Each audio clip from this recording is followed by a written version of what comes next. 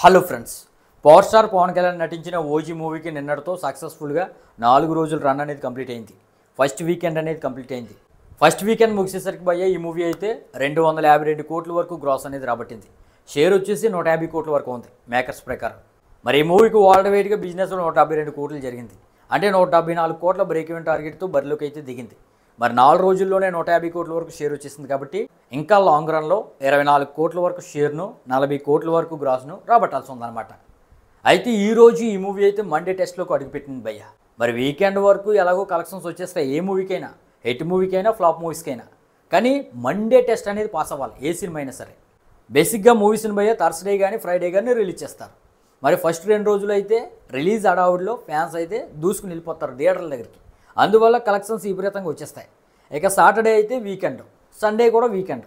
ఈ 2 రోజుల్లో హాలిడేస్ కాబట్టి యావరేజ్ టాక్ ఉన్న సినిమాకైనా, అదేవిధంగా ఫ్లాప్ టాక్ సినిమాకైనా టికెట్లు ఎంతో కొంత బుక్ అవుతాయి.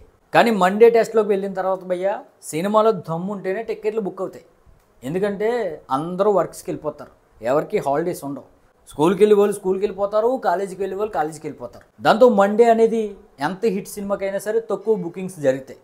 కేవలం సినిమాలో దమ్ముండి సినిమా చూడాలనే ఆడియన్స్ ఫిక్స్ అయితేనే మండే సినిమాకి వెళ్తారనమాట.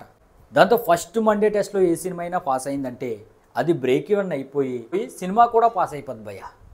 మరి మండే టెస్ట్లో అసలు ఈ ఓజీ ఎలా పర్ఫామ్ చేస్తుందంటే ఎప్పటి వరకు ఉన్న లెక్కల ప్రకారం దాదాపుగా 10 కోట్ల వరకు గ్రాస్ అనేది వరల్డ్ వైడ్గా రాబట్టింది భయ్య.